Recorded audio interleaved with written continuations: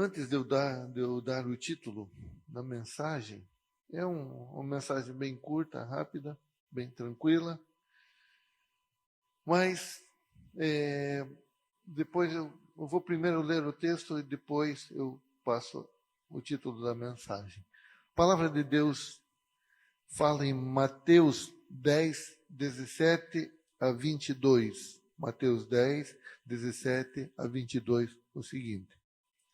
Quando Jesus ia saindo, um homem correu em sua direção e se pôs de joelhos diante dele e lhe perguntou: Bom mestre, que farei para herdar a vida eterna?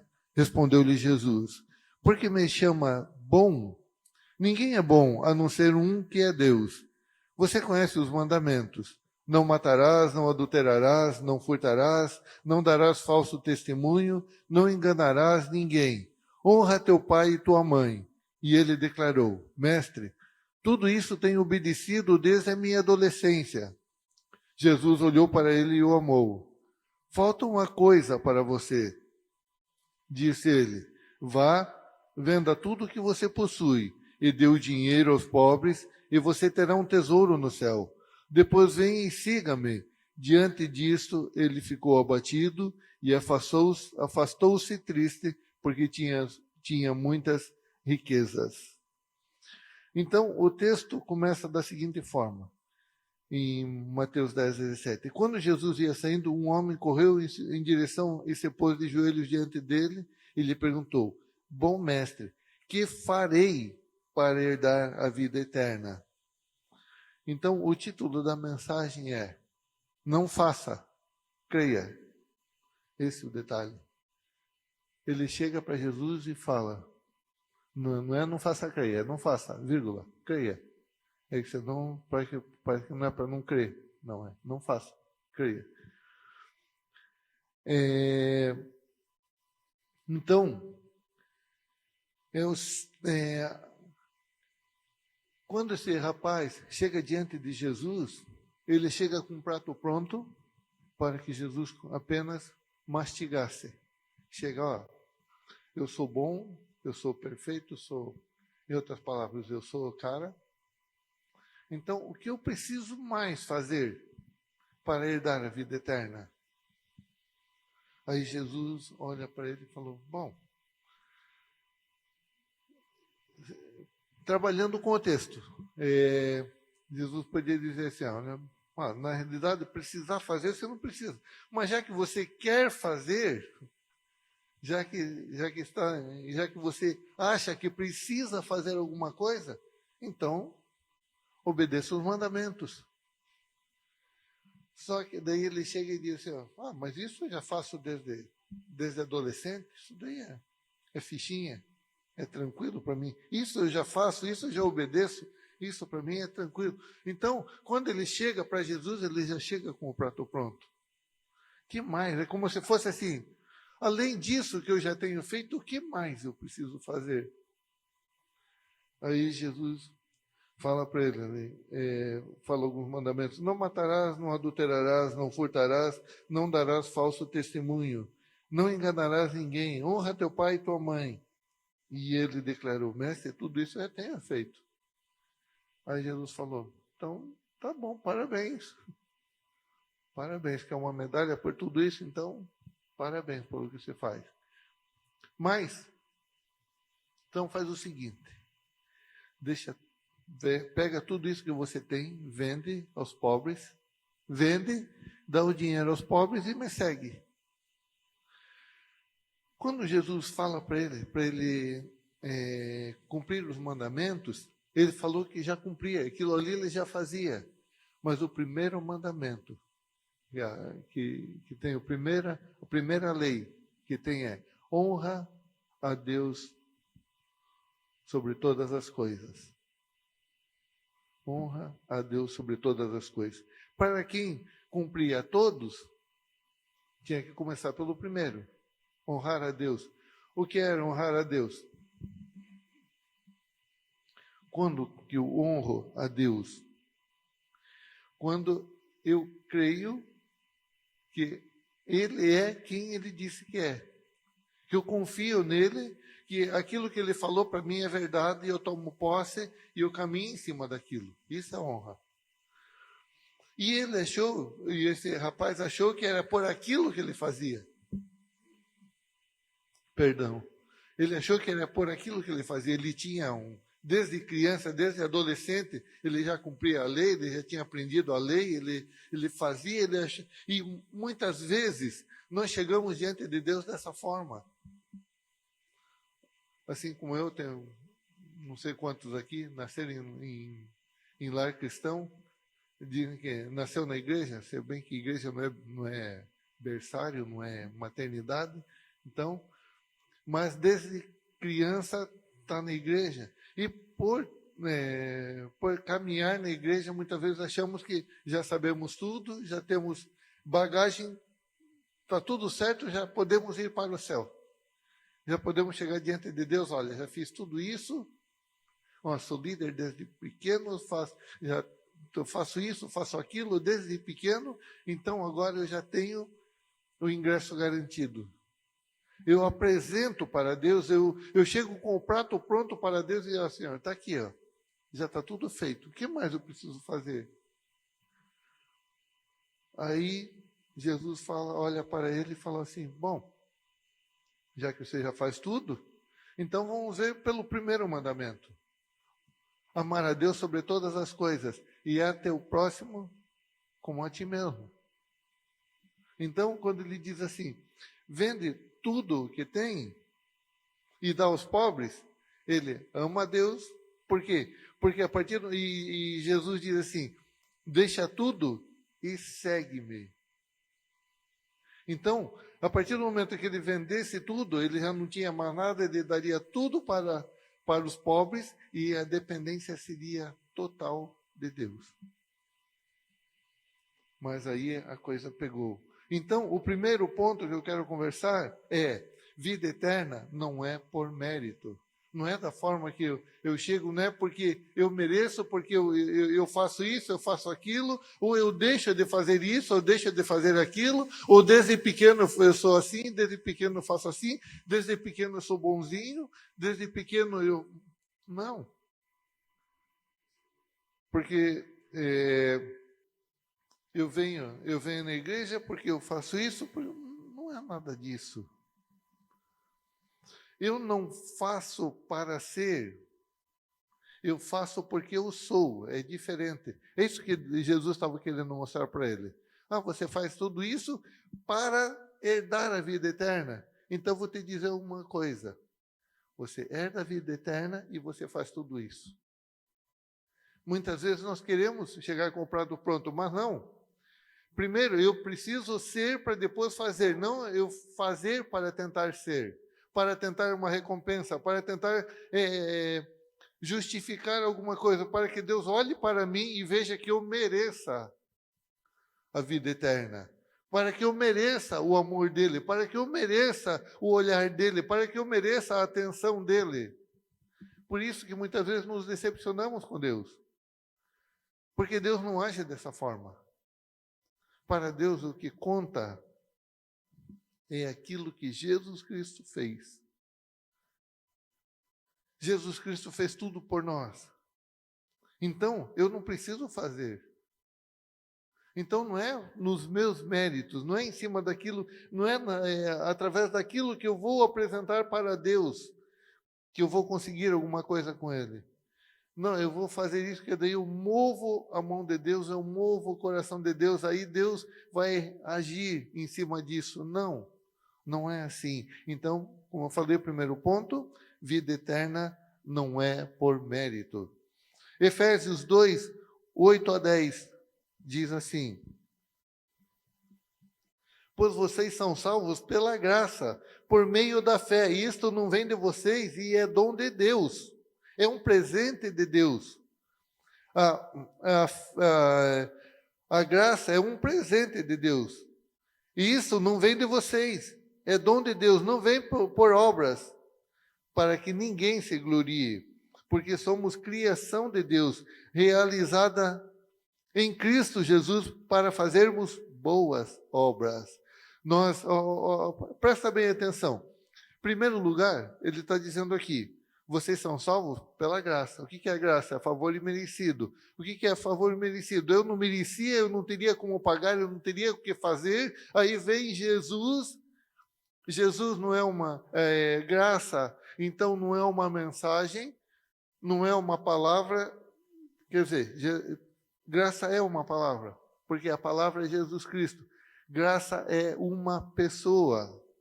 Então, agora está sendo pregado sobre a graça. Graça não é pregação, graça não é mensagem, graça é uma pessoa, graça é Jesus. Pois vocês são salvos pela graça por meio da fé. Isso não vem de vocês. Não é aquilo que eu faça para Deus, que agora eu mereço. Muitas vezes, já aconteceu quando a gente saía para evangelização, você chega em alguém, fala, Deus te ama muito, você quer experimentar esse amor? Ah, não, eu não estou pronto. Não, não é que é que você não me conhece. Você está falando comigo agora, você não me conhece. Você não conhece o meu passado, você não sabe quem eu sou. Hoje mesmo ainda fiz isso, aquilo. Pois é. É por isso mesmo. Não, mas eu preciso me arrumar primeiro. Não, até entendo que Jesus é bom, eu até sei que Ele é Salvador, até sei que eu preciso, mas eu não estou preparado para recebê-lo. Mas Jesus não veio para os preparados. Glória a Deus por isso. Porque se Ele viesse para preparados, estávamos todos no inferno, porque ninguém estava preparado para recebê-lo.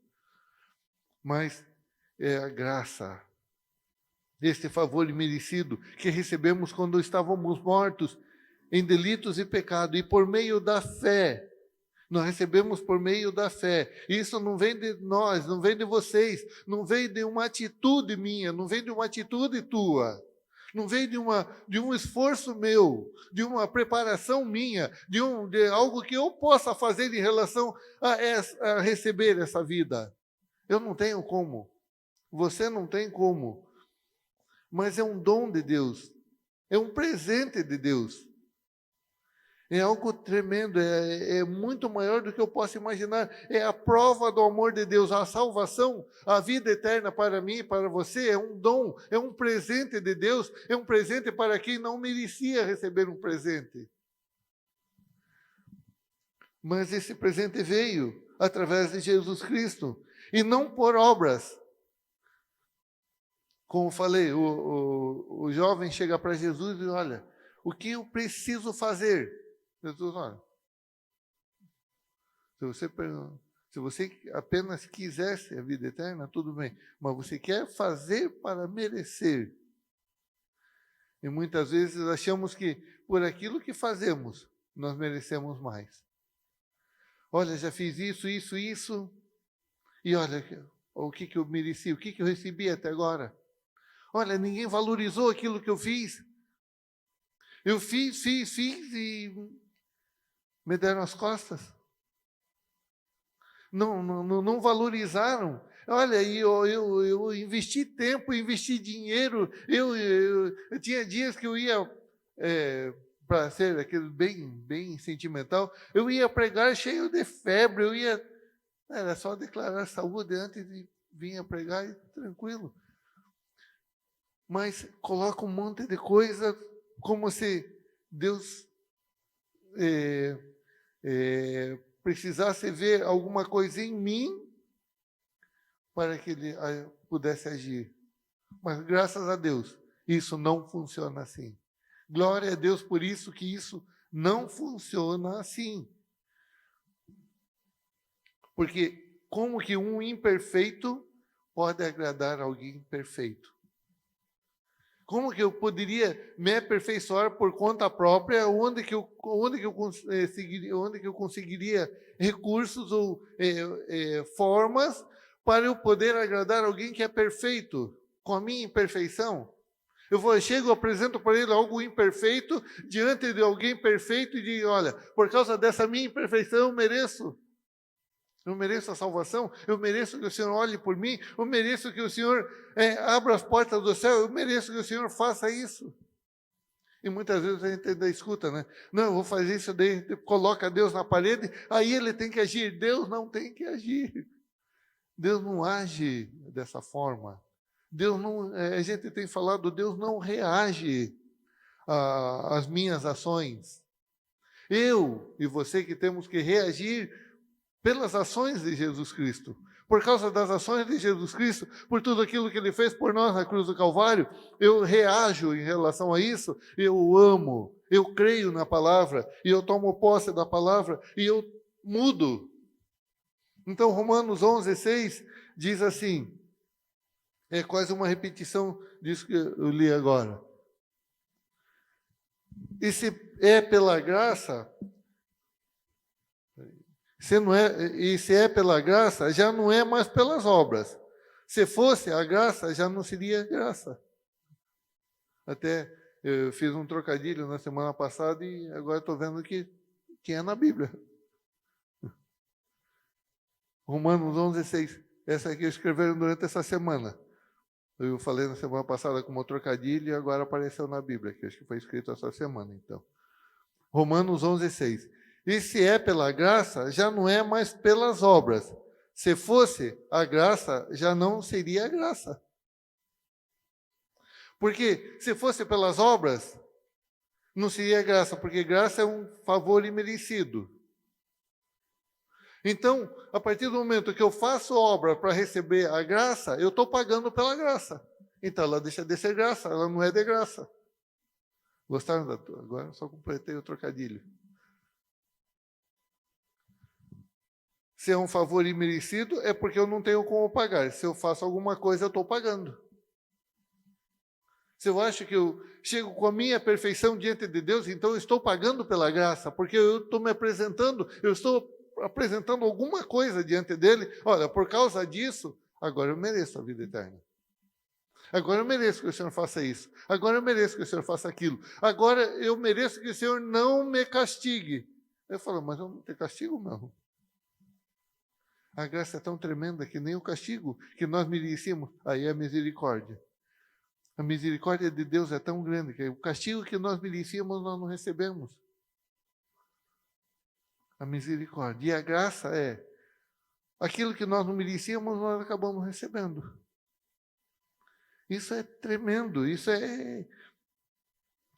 é muita coisa para uma cabeça nossa tão pequenininha. Então, o que a gente pode aprender com isso? Vamos parar de tentar gastar energia naquilo que não vai render nada.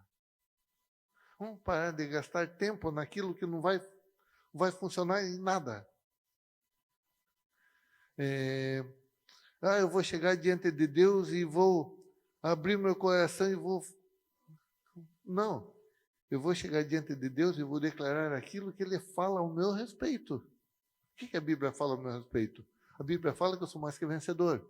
Então, Senhor, muito obrigado. Porque através de Cristo Jesus, lá na cruz do Calvário, eu me tornei mais que vencedor. Agora eu sou mais que vencedor em Cristo Jesus.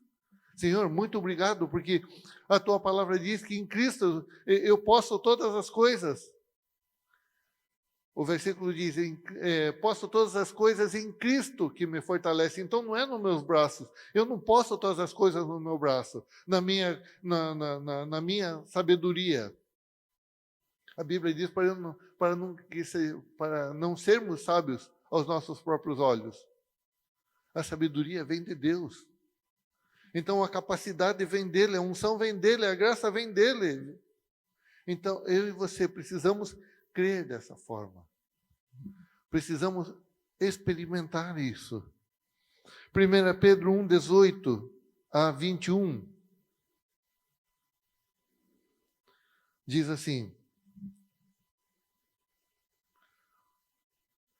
pois vocês sabem que não foi por meio de coisas perecíveis como prata ou ouro que vocês foram redimidos de sua maneira vazia de viver, transmitida por seus antepassados, mas pelo precioso sangue de Cristo, como de um cordeiro sem mancha e sem defeito, conhecido antes da criação do mundo, revelado nesses últimos tempos em favor de vocês. Por meio dele, vocês creem em Deus, que o ressuscitou dentre os mortos e o glorificou, de modo que a fé é a esperança de vocês e a esperança de vocês estão em Deus.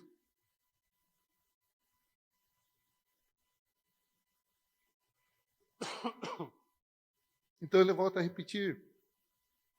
Não é através daquilo que eu possa fazer, ou através de prata ou ouro, através de situações materiais, que eu fui comprado, que foi pago o preço por mim. E já preguei isso, e volta e meia eu comento com algumas pessoas. Desde o tempo lá do Velho Testamento, quando alguém ia tentar resolver os seus pecados, que era resolvido anualmente, eram cobertos os pecados, a pessoa levava um cordeiro e apresentava diante do sacerdote. O sacerdote olhava para o cordeiro. O cordeiro precisava ser imaculado, sem mancha, tinha que ser perfeito. O cordeiro, o sacerdote, a pessoa chegava, poderia ter matado durante 364 dias, ou até 365, um pouco antes de ter ido lá apresentar o cordeiro, ele poderia ter matado uma pessoa, e durante o ano todo, cada dia, ter matado uma pessoa. Chegava lá, pegava, apresentava diante o cordeiro, diante do sacerdote. O sacerdote chegava ali: quantas pessoas você matou? Quantas do sexo masculino, quantas do sexo feminino? Por que você matou? Onde você matou? Não.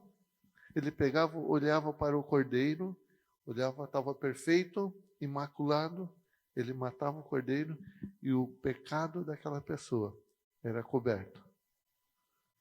Independente do tamanho do pecado.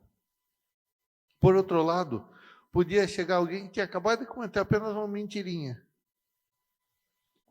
Chegava lá, apresentava: bom, se é aquele que matou 300 e poucas pessoas apresentou um cordeiro, bom, para toda essa quantidade de pecado, então vou levar um cordeirinho qualquer aqui, não é só uma mentirinha. Daí olhava ali, cordeirinho aleijado.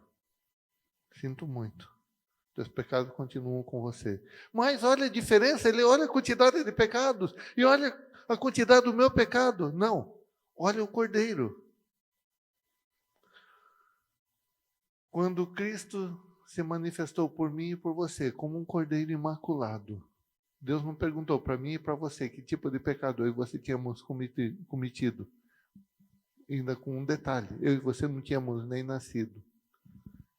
E sem olhar para os pecados, para o tamanho dos pecados, nós fomos perdoados. Então nós recebemos esse perdão do pecado não por aquilo que nós fizemos ou deixamos de fazer. Nós recebemos o perdão do pecado por causa do Cordeiro Imaculado, que foi Jesus Cristo. O Pilatos olhou para ele e falou: olha, não vejo culpa nenhuma. Até esses dias atrás eu preguei, no mês passado, eu acho. Não vejo culpa nenhuma. Aí a multidão falou que o sangue dele caia sobre nós e sobre nossos filhos. E foi realmente o que aconteceu. O sangue de Jesus Cristo purificou não só aqueles que estavam ali, mas toda a geração que veio depois, que chegou até nós. Por quê? Porque o Cordeiro era imaculado. Então, eu e você não precisamos nos preparar para receber. Nós não precisamos estar preparados para receber a vida eterna, para receber Jesus Cristo, para crer em Jesus Cristo. Não. Ele não leva em conta os nossos pecados. Só que, assim como ele fez com a mulher adúltera, quando foram apedrejar, ele falou: eles não te condenaram? Aí a mulher falou: não, eu também não te condeno, mas vá e não peques mais.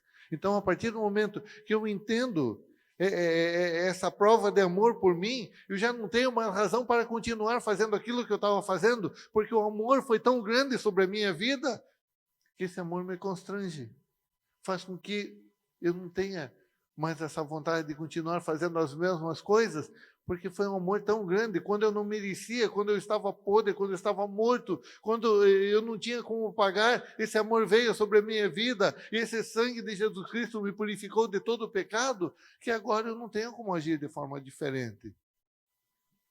Então, eu faço por amor. Por isso que desde aquele momento dos dízimos e das ofertas, tudo aquilo que eu e você venhamos a oferecer a Deus, qualquer coisa que nós venhamos a oferecer a Deus, precisa ser por amor, por honra, só dessa forma. Porque se for a base de troca, nós não vamos chegar a lugar nenhum, nós não vamos conseguir nada. Então, com tudo isso, o segundo ponto é o seguinte: já podemos ver que a salvação não é por mérito, a salvação é uma herança. Por que herança? Porque nós recebemos antes de nós nascermos. A salvação veio antes de nós. O perdão dos nossos pecados veio antes de nós. Então não é através daquilo que eu faço, mas através daquilo que Jesus Cristo fez. Então, olha o que diz Colossenses 2, 13 e 14.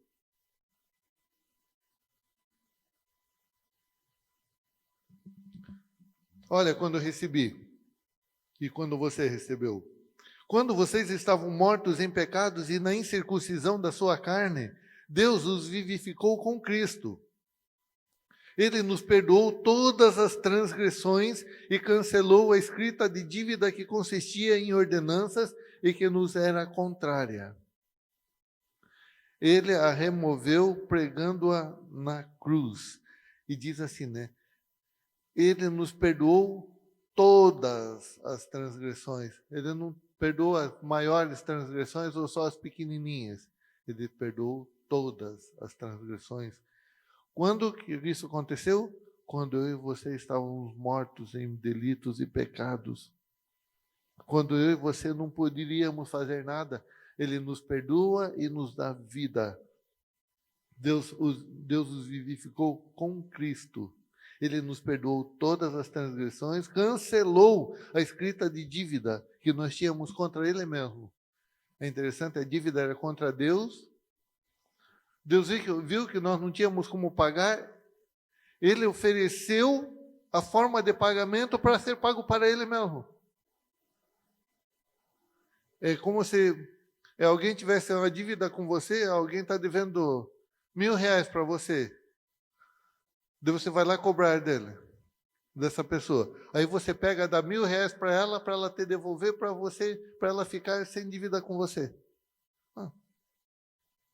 Que mérito que a pessoa vai ter diante de você se para pagar a dívida que ela estava devendo para você, você mesmo dá o dinheiro para ela te devolver, o que essa pessoa fez? Nada. Isso é prova de amor. Foi dessa forma que nós somos resgatados. Aí, desculpa a brincadeira, mas só de raiva de Deus, Ele falou, agora, além de você pagar com o meu próprio dinheiro, agora eu não quero que você seja mais criatura, agora você vai passar a ser filho, só para você ver o que é bom. Só para você ver o que é bom.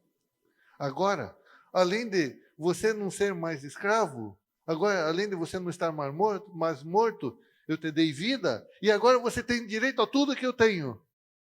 Só de raiva. Se fôssemos nós, faríamos com certeza bem diferente. Isso para provar que não tem nada de nós na história. Então não dá para encostar Deus na parede. Não tem como encostarmos Deus na parede. Não tem como cobrarmos nada dele. Até para nós pagarmos a dívida, ele mesmo deu o dinheiro. Ele mesmo deu as condições para que pagássemos. Ainda pagamos com o próprio filho dele. Nós estávamos mortos e pagamos com a vida do filho dele, com o sangue do filho dele foi paga a nossa dívida. E detalhe, acabou essa dívida. Acabou. Para de pôr na cabeça que você deve. Você não deve nada. Agora você não é escravo, você não é povo, você é filho. E como filho você é herdeiro, e como herdeiro você é co-herdeiro com Cristo Jesus. Então, Não faça. Por isso que o tema da mensagem é não faça. Não tente fazer. Não tente se justificar. Jesus Cristo já te justificou. Jesus Cristo já fez tudo o que precisava por você e por mim. Tudo que nós precisávamos já foi feito, já foi pago. E como é interessante, né? As pessoas dizem assim, não, mas eu tenho que pagar o preço. Como? Me dá um jeito de pagar esse preço. Me mostra um jeito de pagar esse preço. Seu preço foi pago.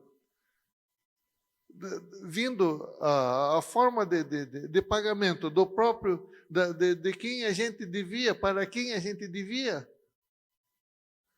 Como é que eu vou pagar?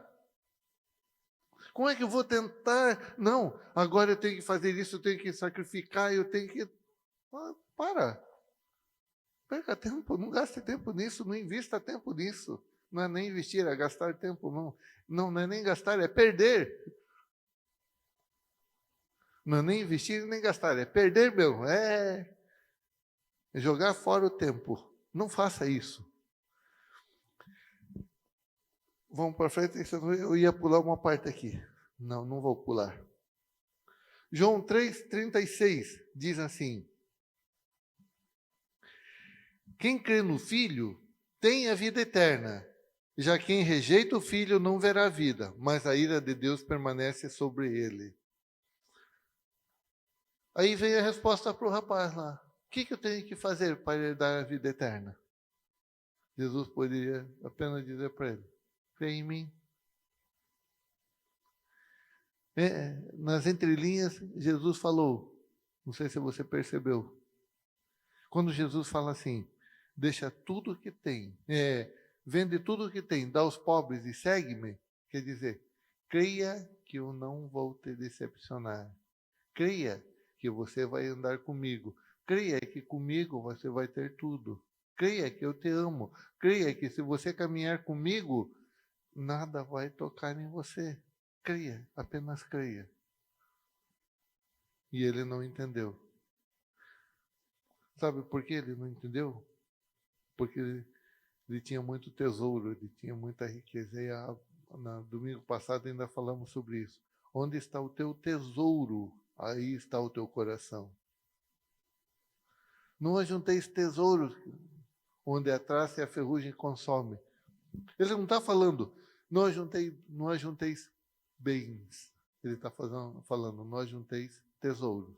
Por quê? Porque onde está o teu tesouro, aí está o teu coração. O que é o tesouro? É aquilo que você tem de mais precioso. Onde está aquilo que você tem como mais precioso? Onde que está? Está na terra? Então, o que aconteceu com o jovem? O que ele tinha de mais precioso estava na terra. Quando Jesus falou, abra mão disso e segue-me. Segue-me as coisas. Segue-me, porque o que eu tenho é espiritual, é eterno. O que você tem é para esse momento. Falou, não, mas eu tenho muita coisa. Eu não posso abrir mão disso. E muitas vezes não abrimos mão para seguirmos a Deus. Ou senão, por qualquer coisa, abrimos mão de Deus para ficar com aquilo que é temporário. E por isso sofremos. E por isso a gente não consegue entender. Eu não estou entendendo o que Deus está fazendo. Não, Deus não está fazendo nada na realidade. Ele está dizendo, vem e segue-me. Onde está o teu tesouro? Aí está teu coração. Se o teu tesouro está fixado na terra, aí está o teu coração. Se teu tesouro é Deus, você busca as coisas de cima e não que estão na terra. Então, o terceiro e último ponto.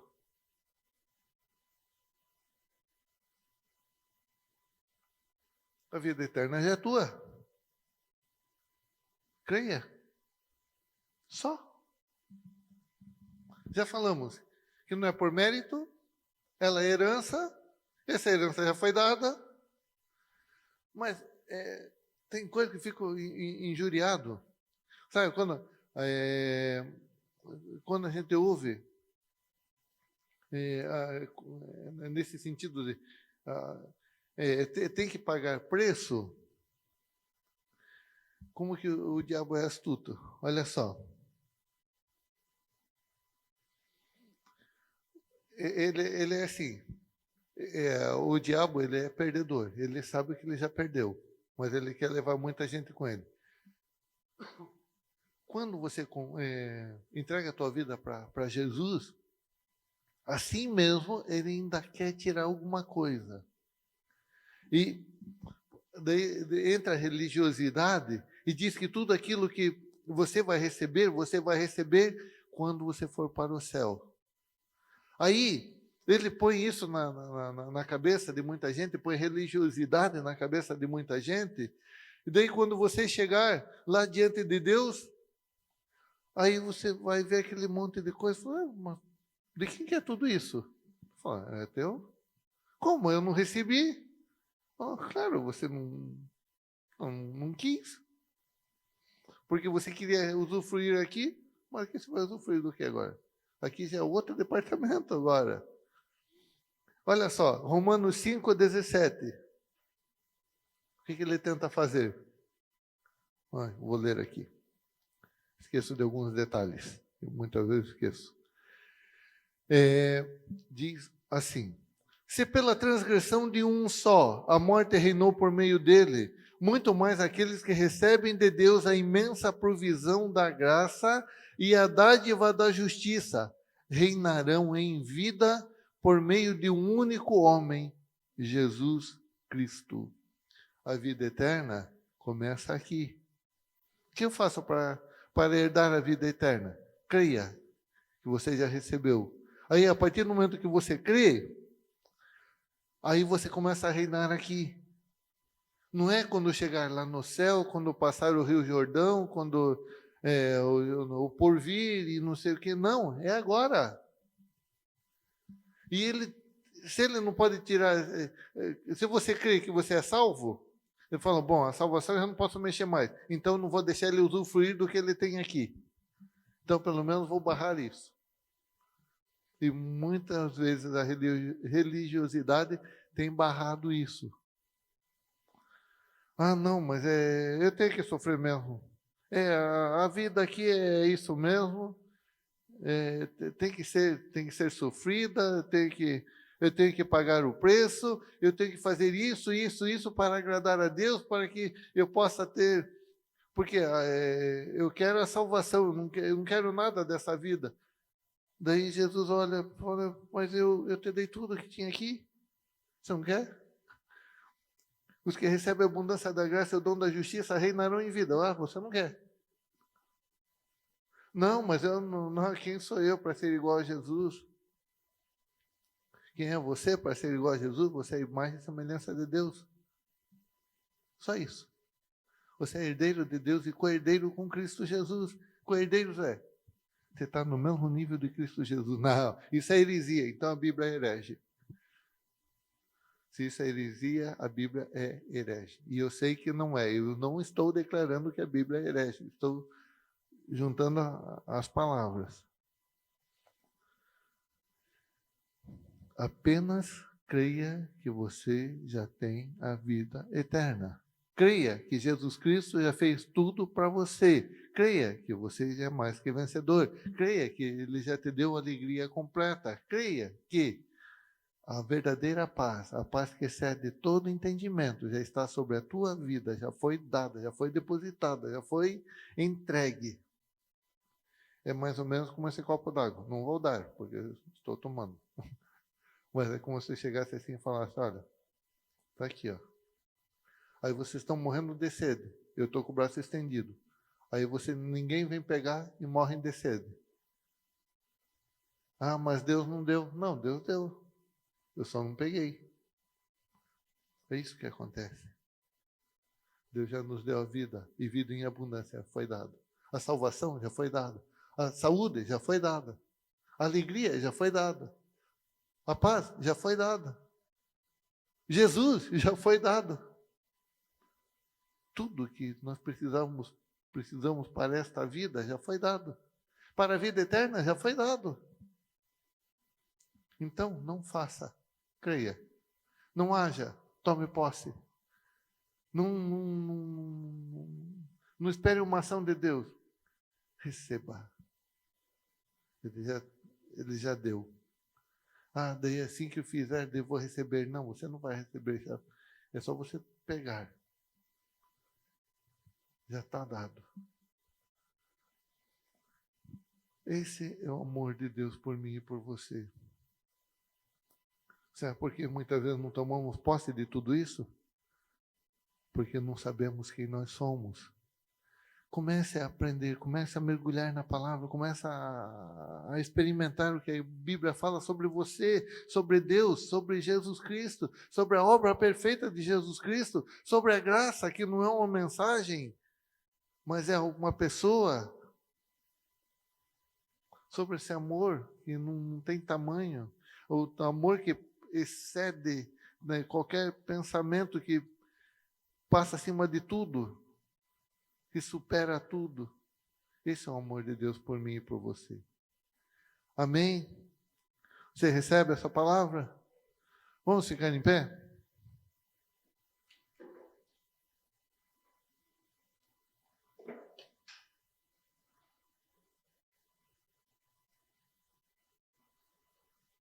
Vamos orar.